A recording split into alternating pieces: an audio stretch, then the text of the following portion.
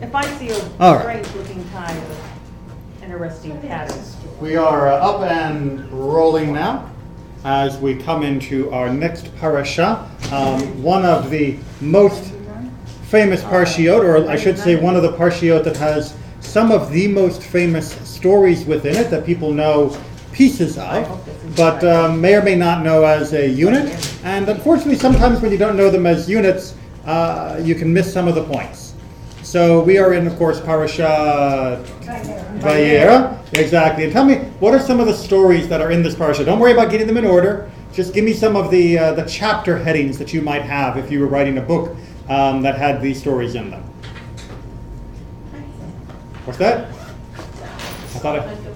Okay, we got good old Sodom and Gomorrah, although good old, maybe a bit of a misnomer. You have Abraham's hospitality. You got whatever you want to call that. Abe and I'm going to say angels, which shows hospitality. And what else happens very famously in that section? We got Right. laughing Sarah after the Isaac. Writing is so much longer than typing. Announcement. We have the Akedah. That is the binding of Isaac and his almost sacrifice. Lot and angels. Lot of angels. Lot of angels. Sorry. Yes. We also have Lot and daughter. And hers, yes. And then we also have the wife who is salt. That's not the strategic arms limitations talk. That's the mineral. The expulsion of Ishmael and Hagar. And we have, I'm going to go up here for room, Hagar and Ishmael out. That's a lot of very famous stories for one parasha. And we will not be covering all of them. In fact, we're going to focus a little bit more specifically on this area together with this area, because it's often the least understood and yet the one that is commonly recited as though people understood what it was. You will hear the term Sodom and Gomorrah thrown around as rhetorical flourishes. You know, such and such a city is the new Sodom and Gomorrah, or such and such a behavior is turning our city into Sodom and Gomorrah. And yet, most people have no idea, at least what the traditional Jewish understanding is, of what it was that Sodom and Gomorrah did that was so bad. Of why would a city get the nuclear option from God? What would they have to do in order to have earned that? Well, in order to get somewhat of an idea of that, we're going to have to take a look at the Torah, because unlike TV personalities, we actually have to use our text to understand things rather than just make it up. So we're on page 102, which is chapter 18, which is chapter 18 in the book of Genesis, the book of Bereshit, and we're going to start with verse 16.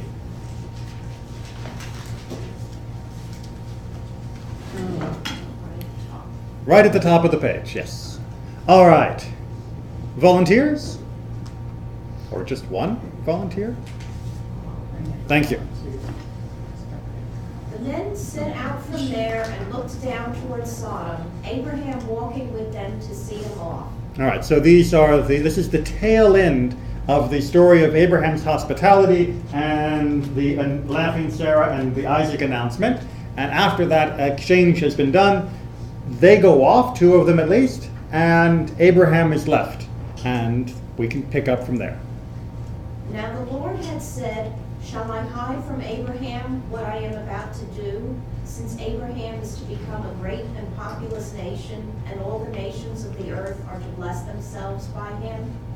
For I have singled him out, that he may instruct his children and his posterity to keep the way of the Lord, by doing what is just and right, in order that the Lord may bring about for Abraham what he has promised him." Then the Lord said, The outrage of Sodom and Gomorrah is so great and their sin so grave. I will go down to see whether they have acted altogether according to the outcry that has reached me. If not, I will take note. Okay. Therefore, the sin of Sodom and Gomorrah is? Don't know yet. Right? But we know that whatever it is great. They're not just your run-of-the-mill transgressors. Their sin is a great sin. Not great in the good sense, Tony the Tiger great, but great as in the rather large and overwhelming. Well, it says that there is an outcry, which means it's evidently they're oppressing someone. Definitely, this wonderful phrase of an outcry is going to come back to be rather important for understanding this, or at least some interpretations, that there is a crying out against whatever it is they're doing. So we do have in Judaism a notion that there are sins that happen in private, and those are still sins, despite what you may think, and those are things we still don't do, but that sins that are done in public or that have specific victims, that they will cry out to God. And that their crying out to God is somehow going to trigger a much harsher response than sins where the only victims are ourselves. Does that make sense? So there's definitely something going on here that is triggering a bigger response, and it is likely to be a transgression that is happening through some form of oppression, some form of harming other people. How are we doing so far? Okay, we are going to, I'm afraid to say, we are going to skip the haggling, where Abraham stands up and says, well, wait a minute, would you really destroy the cities if I can find a certain number of people? We're going to skip that because it's well covered, and it's not the main point of getting to the crux of the problem of Sodom and Gomorrah. So we're going to get to what happens when the angels arrive, which is chapter 19 on the next page, page 104. You want to keep going? Sure. Please. The two angels arrived in Sodom in the evening, as Lot was sitting in the gate of Sodom. When Lot saw them, he rose to greet them, and bowing low with his face to the ground, he said, "Please, my lords, turn aside to your servant's house to spend the night and bathe your feet. Then you may be on your way early." But they said, "No, we will spend the night in the square." But he urged them strongly, so they turned his way and entered his house. He prepared a feast for them and baked unleavened bread, and they ate. Okay, so what does this remind you of that we didn't get to read but we saw the very end of? The same thing that happened with Abraham. Okay, so as we already pointed out, there are lots of angels in this story, and we had, pardon me, we already had Abraham where angels show up, and then he invites them. They kind of, resist, but he, basically begs them to let him do it, and then he serves them. And Washes. The next day, right? What's that? Wait, he washes their feet. And he serves them in the broader sense. He washes their feet, he Right, gives them that's food, etc. Specific here too. Yes, and the language is exactly similar when we get to Lot, where we've got these angels who show up, although here we know they're angels. When they first kind of show up at Abraham's door, it's a little bit iffy of what he knows. He also invites them. They kind of refuse or say, no, don't worry about it. He begs, and then he serves them again. And the language is very, very similar between the two episodes. But I was going to ask, is this the next day? It doesn't say specifically it's the next day, but it certainly could have been. That is just, what's that? They arrived in the afternoon. Exactly. So its likelihood is that it would be, because it would not be very far from where Abraham was to get to where Lot is. I mean, after all, Abraham was up on the hill able to see the cities of the plain. So that would certainly be an easy day's walk, especially if you're an angel. They can go anywhere. What's that? I said they can go anywhere. They can go anywhere. They can go anywhere. But it does remind us of the underlying question, which is Abraham and Lot are not in the same spot. Right? Lot is not with Abraham anymore. How'd that happen? They were in They parted Too much company. wealth. They were both getting to be too wealthy, to the extent that their shepherds and other underlings were arguing over pasture and watering rights and such for the massive herds and flocks. And so Abraham very graciously said to Lot, tell you what, you go one way and I'll go the other, and I'll give you first pick. You go east, I'll go west, you go north, I'll go south, etc. And Lot picked, not north, not south, not east, not west, but Sodom and Gomorrah, the cities of the plain. Now, that should be a little bit of an interesting response. I don't know how that works itself. Because after all, if he was leaving Abraham because he had too much animal wealth and his herdsmen and such were coming into conflict, why would he go live in a city? Now, it may have been that he took up residence in the city and his herdsmen continued to work outside in the pastures and the fields and all of that, and he just sat in the city collecting the wealth. But it does definitely seem like an unusual step to take. And as we now see the character of the people of Sodom and Gomorrah, it definitely would have paid for him to check the online ratings of the neighborhood before he moved in, because it's not exactly the place where you'd want to live. Okay, so let's go ahead and see what happens. Now that he has paralleled Abraham in his hospitality, what comes next? Yeah. I have a question about, it says Lot was sitting in the gate of Sodom, Which is meant to parallel Abraham's also Outside. eagerness to be sitting at the entrance of his tent, lest he miss someone. But usually there's someone of authority who was sitting at the gate. Indeed, the word gate can often be used in the biblical idiom as a seat of judgment, or of the town hall, as it were. And in Midrashim, there's actually some issues where the people, as we're going to see later on, to really play on that, of Lot acting like someone who wanted to help guide the community. Because he bows, it says he bows low with his face. So does he recognize that these are not just two guys who are coming into the city? I mean, does he know they're angels? Does he know they're... That's a great question. It doesn't say. What it does say is that he was there, and that he comes to them and tells them in very similar language to Abraham to come in. And we have that same question for Abraham.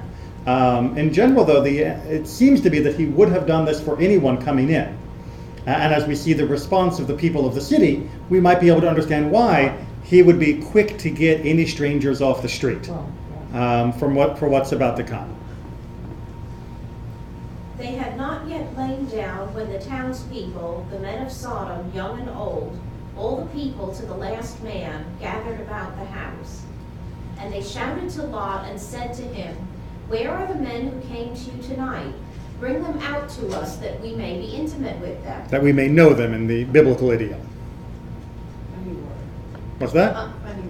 Funny word. Well, euphemisms are not something new.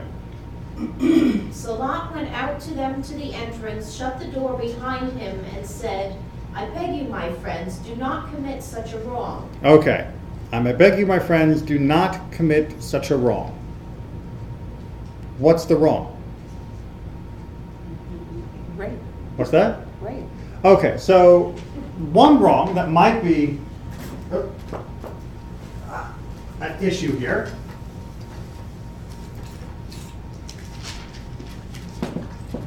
is rape. But for those of you that have read ahead, either this week or previously, does it seem that Lot is completely opposed to rape? No. No, not so much, because he's about to offer up his daughters instead. And they don't exactly seem willing to this, so I think we would call whatever would happen to them to be rape. So it's not rape generically that seems to be a problem. Dishonoring a guest. What's that? Dishonoring a guest. Well, it could also be dishonor of a guest.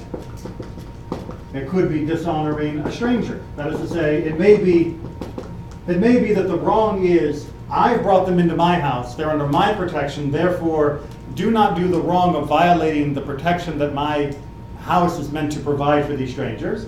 Or it could be, even if these guys had stayed in the street and I weren't under my protection, it's wrong that you would violate them, that you would harm them. And the question of the rape, to try and refine this, of course, we're talking about the male form of it, Right. but it does seem to be linked not to a specific sexual act, but much more of a form of oppression in general. We do have some knowledge from the ancient world that rape, both female and male, was often used as a form of domination, of establishing a social hierarchy, that who's the top dog, so to speak. What's that? It still is. And it still is. So it may not have been anything to do with what has now become known just as sodomy in general, as an act often between consensual partners. It may have been much more about focusing on the oppressive, dishonoring, and violation of the norms of hospitality, more than on the particular sexuality of the act. Perhaps. How are we doing on that? We see the distinctions? Maybe? Yes? No? It bothers me that he says my friends. Yeah. Yeah. And in fact, he doesn't actually say friends. If you look at the Hebrew in verse 7, he actually says achai, which the Hebrew word ach, anyone? Brothers. Brothers. My brothers. So it's even more of a statement of intimacy than we might consider the word friend. On the other hand, when speaking to the mob, trying to be smooth and ingratiating might have been his intent here. So we can either read into this that Lot was perfectly at home with them generally, and it was the dishonor to his guests that was the real issue. But the way that he went out of his way to find the guests and to bring them in, and the way he seemed uncomfortable with letting them spend the night just out in the open, possibly because he knew this was the response of the locals, I don't think we want to throw him in with that lot completely. But he's definitely not a perfect exemplar of where he's chosen to live, how he's chosen to live, and how he chooses to respond as we keep reading and see his reaction. Look, I have 2 daughters who have not known a man. Let me bring them out to you, and you may do to them as you please, but do not do anything to these men, since they have come under the shelter of my roof. But they said, stand back. The fellow, they said, came here as an alien, and already he acts the ruler. Now we will deal worse with you than with them. All right, and then Lot gets saved, and city's destroyed, onward and onward. Now, if you've been reading other parts of the Tanakh, does this sound familiar as a storyline? The stranger comes to the townspeople come to do horrible things to him, and instead someone else gets pushed out the door. Yes? Yes. Do you remember where? I don't remember exactly where it was where the tribe of Benjamin. Exactly, the book of Judges. We have a very, very similar episode where a man is coming to find his runaway concubine, and as they are returning home, they stop off in the village of Gibeah in the tribe of Benjamin, and the Benjamites show up and say, hey, we hear there's a new guy that's stopping by here. We want him. And they say, no, take the concubine instead. And they abuse her all the way until the morning. In this case, the woman does not get pulled back. Okay. Okay. And then he takes her corpse, cuts it up into pieces, sends it to all of the tribes, and says, look at what a horrible thing it is. And all the other tribes come together and almost wipe out the tribe of Benjamin. And then the solution, when they realize that the tribe of Benjamin is about to be wiped out, the way they're going to encourage them to repopulate, since they've all now sworn that none of their daughters could marry into the tribe, is to say, well, tell you what, we'll just let the tribe of Benjamin steal some of our daughters and carry them off as captives, and that way they'll have enough wives. This was why things were not good. Good.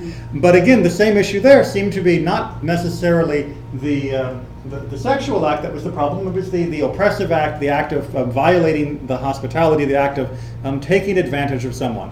And we keep coming back to this word that's used over and over again. The stranger. Now, in English, when we talk about the stranger, we usually mean someone I don't know. That's kind of like what we use the word stranger. Oh, I don't know that guy. Who's that stranger walking in our parking lot? We usually use it as someone we don't know. It's usually somebody that we're a little suspicious of. It's not necessarily laden with that same set of connotations in the Hebrew. The stranger is more of what we might call an immigrant or a temporary resident. Someone who's not of the tribe. Someone who's not from around here.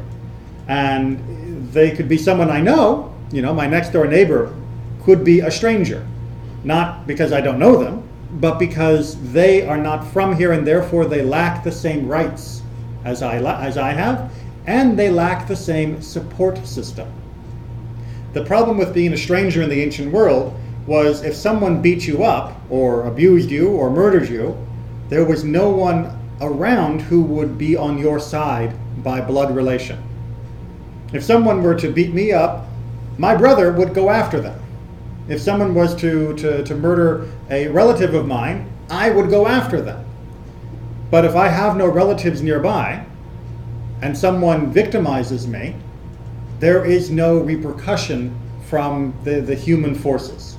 There is no vengeance, no vendetta that they have to worry about. And so being a stranger in the ancient world was an incredibly vulnerable place to be. That's why protection of them becomes a very big issue in Judaism.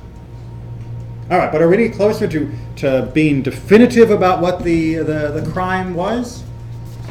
Maybe, maybe not. But luckily, our ancestors have been working through this for a few thousand years. And so we have some opinions from our tradition.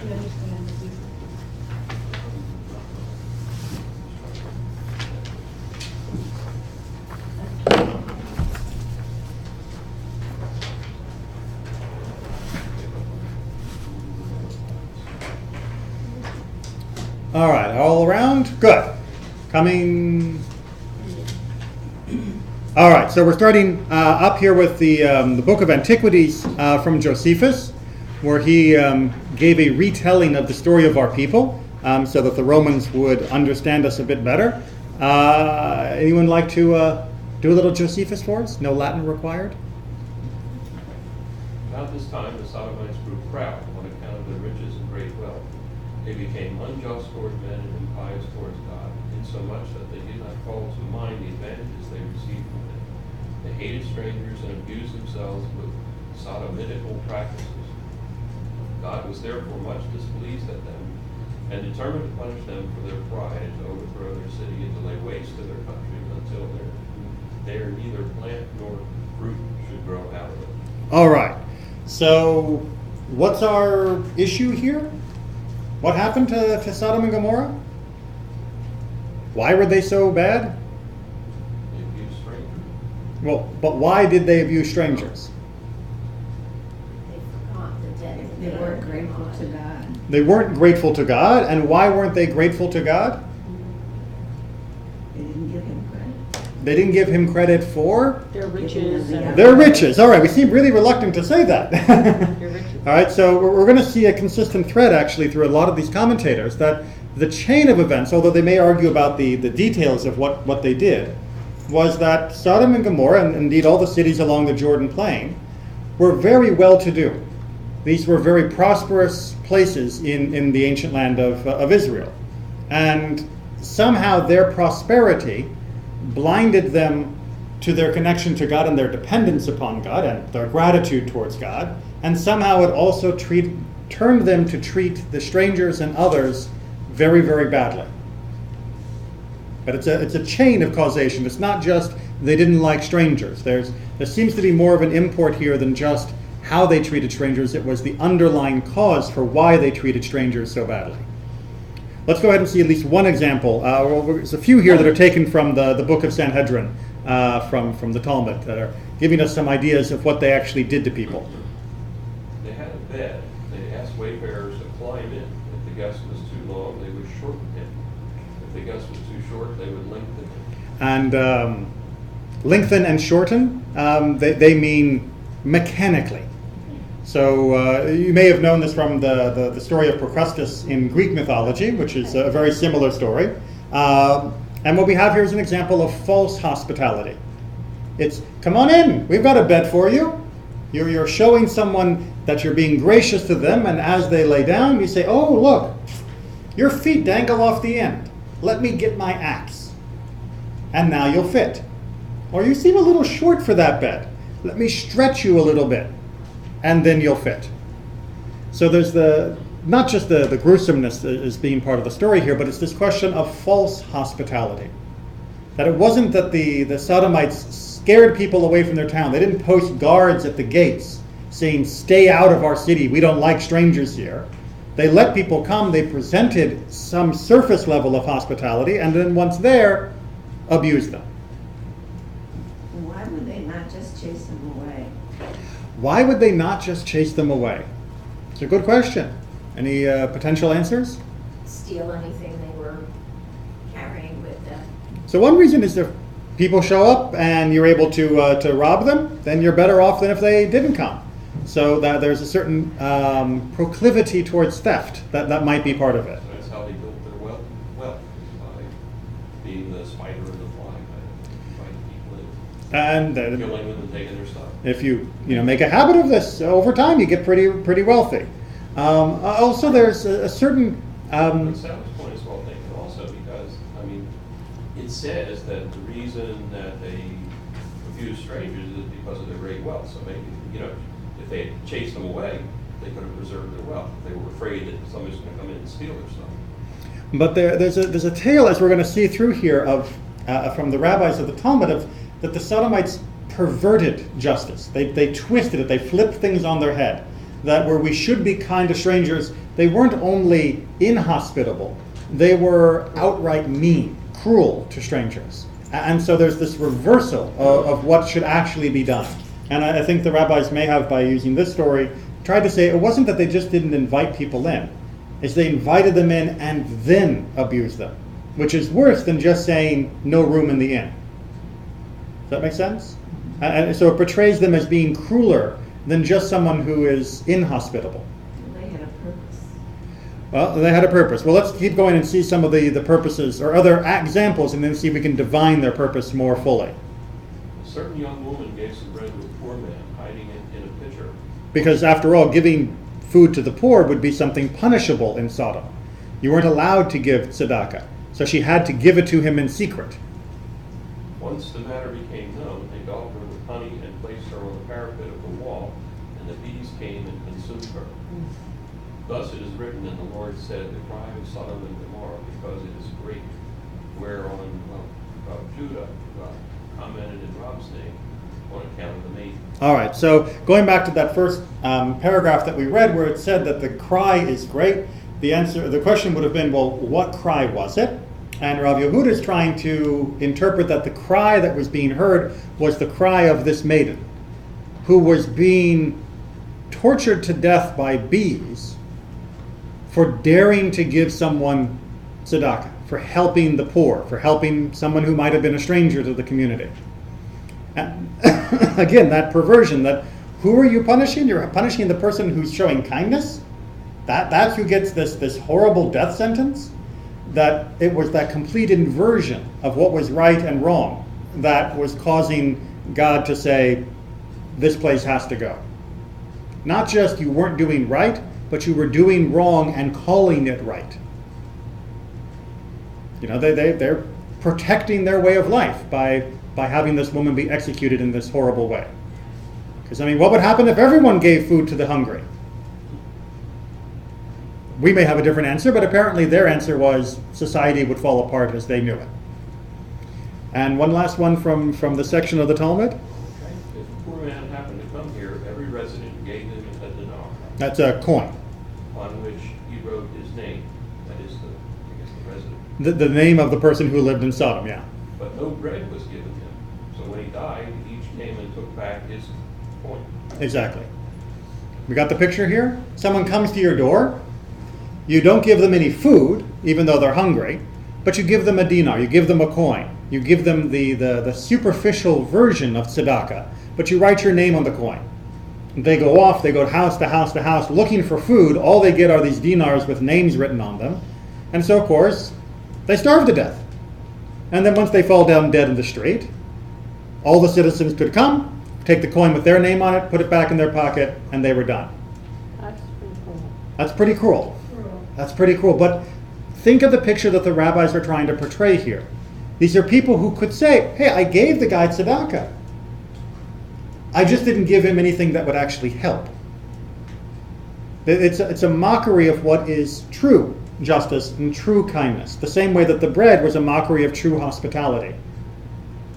That they are going out of their way to create a system that can look on the surface as though it were kind, or look on the surface as though it was doing what everybody knew was right or proper, but inside was a complete perversion, a complete inversion of what was actually meant to be done.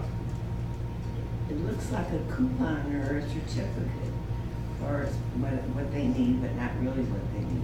Exactly. I mean, imagine if someone came to you and was hungry and you gave them a coupon for a free dinner at Denny's or something. And they went there and they said, oh, I'm sorry, this coupon's fake. Now, you would have been able to look like you were being the kind person, and anyone who watched you helping this person would have thought you were good. But for the person, you just hurt them rather than even didn't help. Did they really think they were impressing anybody? Or did they think later on they would get credit? Or I what think it was the just outcome of this? Well, let's hold that question for a moment, or put alongside of it a question of, did the rabbis of our tradition believe this is what the people of Sodom and Gomorrah actually did? Or is this what they believe they need to warn their own communities against doing? All right, so there's always a tension whenever we're reading the Midrashim, the interpretations of the rabbi, that they're deducing from the text, but not necessarily in an explicit way that is so extremely obvious, but more subtle in their interpretation, that sometimes they may be interpreting it as being, this is historically what happened. If you went back in the time machine with your video recorder and you were to videotape all of the actions of Sodom and Gomorrah, you'd see exactly these things happening. And sometimes what they're interpreting about them is meant to be chastising their own community for what they're doing. And sometimes we have to decide between the two. Sometimes it's a blend of the two. But in all of this, you're probably noticing that as we had our example of Abraham and Lot each playing the host, we see again that the sin of Sodom and Gomorrah is this antithesis of hospitality. And that, I think that they are very justified in dwelling on, because hospitality seems to be a running theme of this parasha.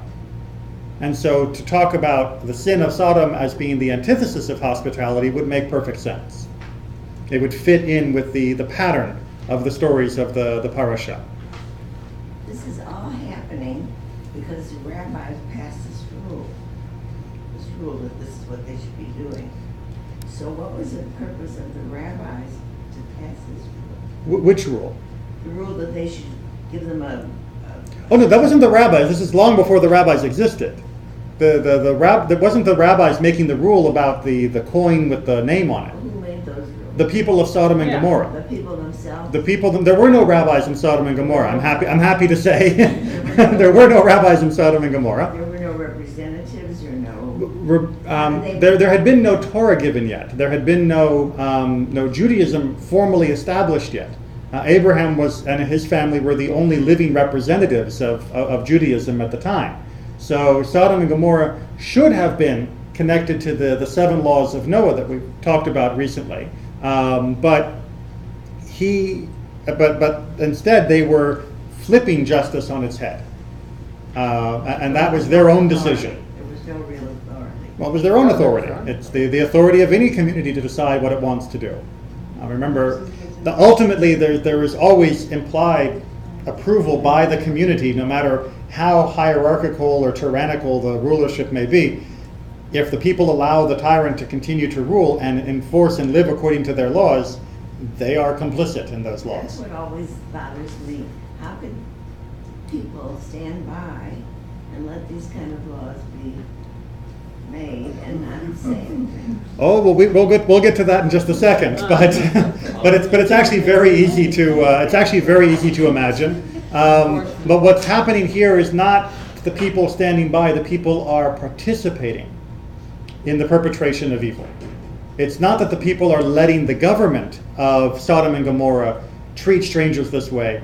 Each individual is treating strangers this way, and the person who tries to break from that, the woman who tries to give food to the poor, she's the one who ends up outside being eaten by the bees. And that is what they're trying to say here, is that it was completely epidemic within the city, which goes back to the section that I understand we skipped, where Abraham is trying to barter for, if there are only 10 righteous people, would you still spare them? The whole point is that there aren't even that. Are there any examples of this in modern times? Not Europe, Unfortunately. Pol Pot, Yeah. Darfur, Sudan. What about Rwanda. I mean, we can. where The slaughters of crimes- Yugoslavia. Yeah. where crimes have become de rigueur, Mhm. the state of being. I mean, that's what people did, and that was all institutional. Right. And this is a very early critique of that type of behavior.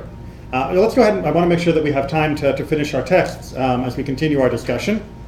So Michael, if you keep reading from the bottom of the page, they're going to give a little bit more explanation from the rabbis of the Talmud of how this came to be. And we're going to see probably where Josephus got some of his inspiration. The men of Sodom acted arrogantly before the omnipresent, only on account of the good which he lavished on them, since it is said, as for the land, out of it comes bread. Its stones are the places of sapphires, and it has dust of gold.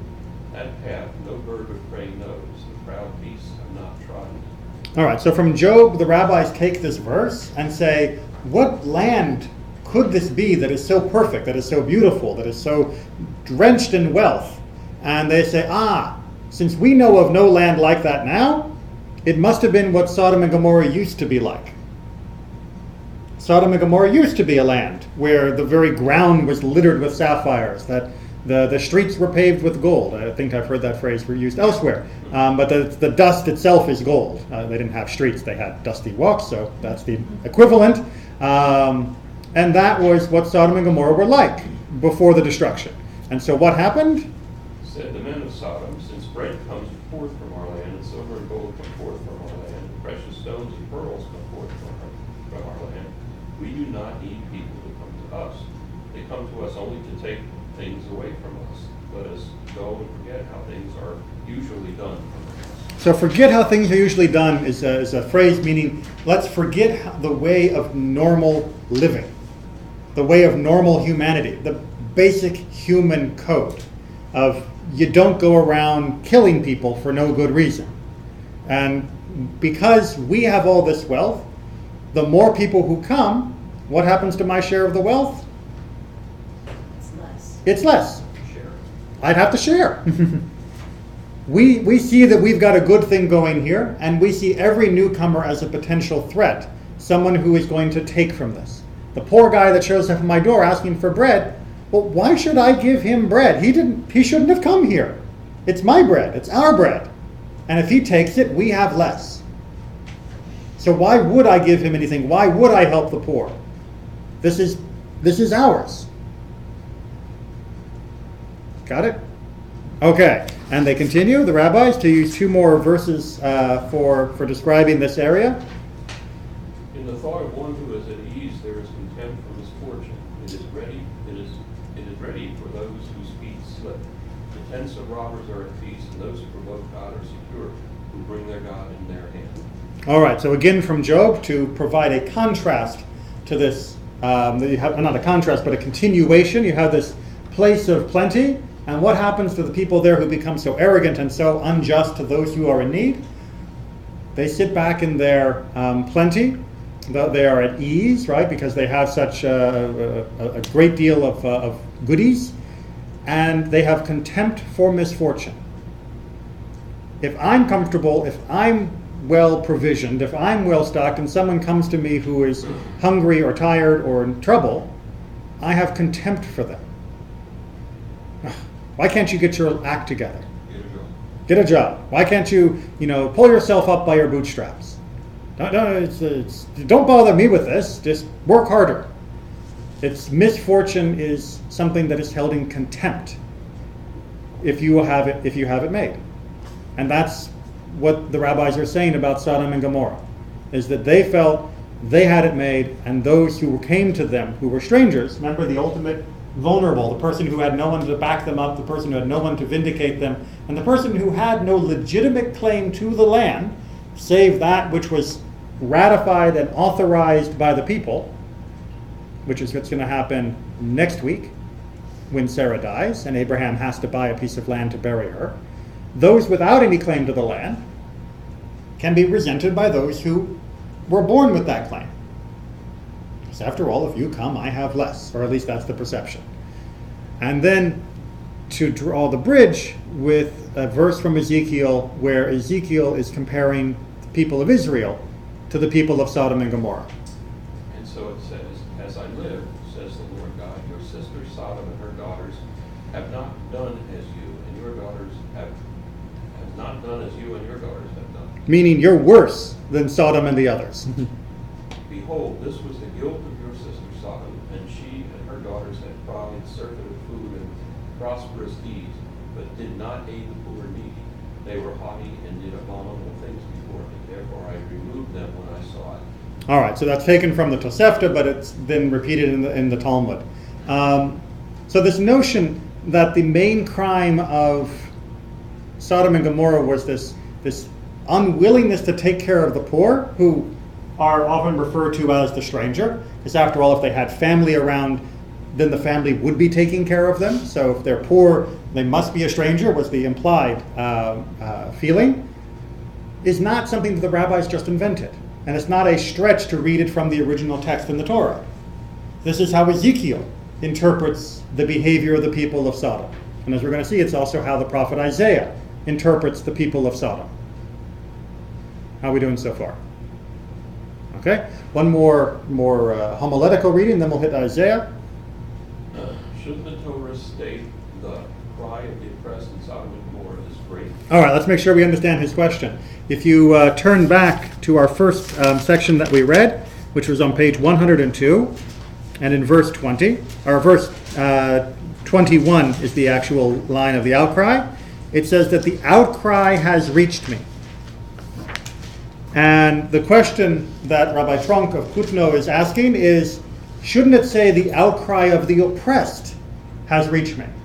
Why does it just say the outcry has reached me? That doesn't tell me who's crying out. And so he's interpreting the lack of a victim in that sentence as follows.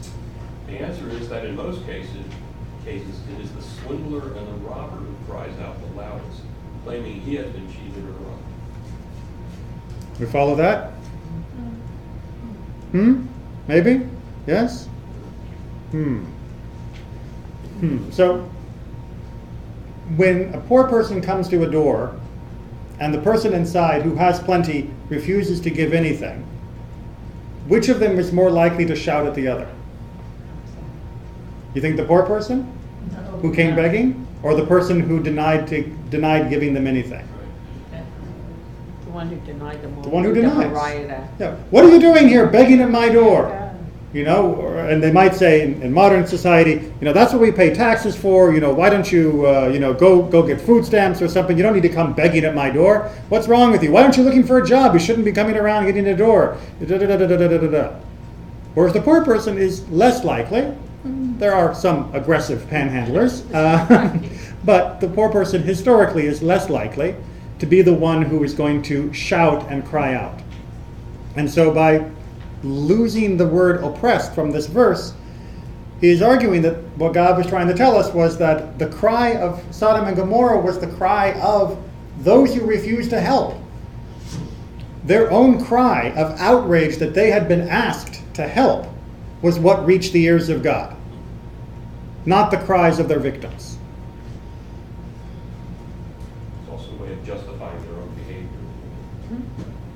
Projection, psychological stuff. As humans, we are very good at justifying our own behavior.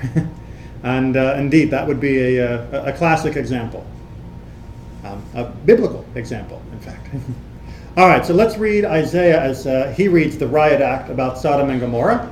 Does anyone else want to read? If you want to do a good fire and brimstone speech. Hear the word of the Lord, you rulers of Sodom. Give ear to the law of our God, you people of Gomorrah. All right, now Isaiah lived about 1,000 years after Sodom and Gomorrah had been wiped out. So who's he talking to? Us. Talking to Israel. He's talking to the people of Israel, specifically the people in his day, but perhaps the lesson might extend beyond his own contemporaneous society. To what purpose is the multitude of your sacrifices to me, says the Lord? I have enough of burnt offerings of rams and the fat of fed cattle. I do not delight in the blood of bulls or lambs or goats. When you come to appear before me, who has required this from your hand, to trample my courts? Bring no more futile sacrifices. Incense is an abomination to me. The new moons, the Sabbaths, the calling of the assemblies, I cannot endure iniquity. And the sacred meeting, your new moons and your appointed feasts, my soul hates. They are a trouble to me. I am weary of bearing them. When you spread out your hands, I will hide my eyes from you. Even though you make many prayers, I will not hear. Your hands are full of blood. Okay, rough stuff from Isaiah. We're going to get to the flip side in a second of what they've been doing wrong as opposed to what they were thinking they were doing right. Because this whole list, the fat and the blood and the incense and the gatherings and the new moons and the Shabbat, the Torah tells us to do those things. Right? The Torah tells us to have an altar and to make these sacrifices, and in Isaiah's time it would have been the altar in Jerusalem. So why is God throwing a fit? Why should God be upset that all these people are doing all of these things? I mean, after all, when people don't keep Shabbat now, we get kind of upset. So why would people who were keeping Shabbat, who were doing the sacrifices, who were keeping Rosh Chodesh, the new moons, and offering the incense and all these other things, why should God be chewing them out? I mean, you can do all the mitzvahs, or these mitzvahs, and still be a bad person. I mean, you don't help the poor, you don't do them. They didn't get the message. They didn't get the message, which was, read the next little paragraph. Wash yourselves, make yourselves clean. Put away the evil of your doings from before my eyes. Cease to do evil. Learn to do good. Seek justice. Rebuke the oppressor. Defend the fatherless and plead for the widow. All right, so by labeling Israel as Sodom and Gomorrah at the start of this tirade, Isaiah is trying to make sure that we understand that the crime of Sodom and Gomorrah was not that they were irreligious. It wasn't that they didn't acknowledge God. I mean, we might have just said, hey, one more idolatrous city being wiped out. Of course, they're worshiping statues. Of course God's going to wipe them from the face of the earth. And Isaiah is saying, no. It wasn't that Sodom and Gomorrah lacked the proper sacrificial system. It wasn't that the people were not properly honoring God in all their offerings. I don't think they were, but Isaiah is trying to make sure that we don't think that was the problem, and that therefore we can buy God's forbearance by our sacrifices. Because all the sacrifices in the world are not going to make up for mistreating and oppressing the fatherless, the widow, and those that need justice. If you offer 1,000 cows and then you go down the street and you ignore somebody who is hungry, your 1,000 cows are not making God happy. And that's a very profound statement for a religion that does have a rather robust sacrificial system. But trying to make sure that we understand that the sacrificial system is not a substitute for communal justice. How are we doing on that? We see that even today with some recently newspapers. You have observant Jewish people, you have observant Christian people who do some terrible, terrible. Pretty reprehensible behavior. Yes. Yes. Oppressing some of the youngest of our communities, abusing others through the laundering of money that has been gained from criminal activities and prostitution and other forms of exploitation. Human trafficking in some cases has been condoned by some of these communities. It's pretty reprehensible that they can justify to themselves the undertaking of these actions while maintaining their religious scruples in other domains. And yet, when it comes time for Sodom and Gomorrah to be brought out, when it comes time for the prophets to reach into their bag of rhetoric and pull out the big gun of Sodom and Gomorrah and say, I'm going to compare you to two cities that got wiped off the face of the earth, this is what our tradition brings. From the prophets and from our Talmud, from across Jewish history, they don't pit San Francisco as being Sodom and Gomorrah because of their bedroom activities. San Francisco gets labeled Sodom and Gomorrah because they have some of the most aggressive anti-panhandling laws in the country. What's that? I said most people don't know that. They may or may not know that, but San Francisco has extremely aggressive anti-panhandling laws. They will move you out of the city very, very quickly if you put your cup out asking for a handout. And in a very, very harsh manner that is harsher than many other cities. That, our tradition would say, is the way of Sodom and Gomorrah. What happens in their bedroom? Not exactly like they get a gold star from the tradition for that, but that is not where the rhetorical flourish of sodomite gets used. Sodomite is used for the oppressor. It is used for those that ignore the cry of the poor or indeed go out of their way to justify their exploitation and oppression of those that are vulnerable. It almost seems at the end with here with Isaiah, cease to do evil, learn to do good. As in a sense, like without learning, Right. people kind of fall into a feral state of. Well, You know. read the last text, that is from Pirkei Avot. Please. Yeah. Oh, the one who says, what is mine, and what is yours, he is an average character. Others say, this is the character of Sodom. All right, so this is the fundamental summary of the conflict of human society, which is you would think that on the surface, this is my computer, that's your computer. This is mine, that is yours. You take care of yours, I'll take care of mine. You would think that is the neutral state. I didn't take anything of yours. I didn't hurt anything of yours. I didn't hurt you in any way, shape, or form. All I've said is yours and mine is mine. That seems perfectly just and balanced. But what Pirkei Avot adds is that actually that is the beginning. If that is the maximal state of justice that your mind can comprehend, it's just you have yours and I have mine.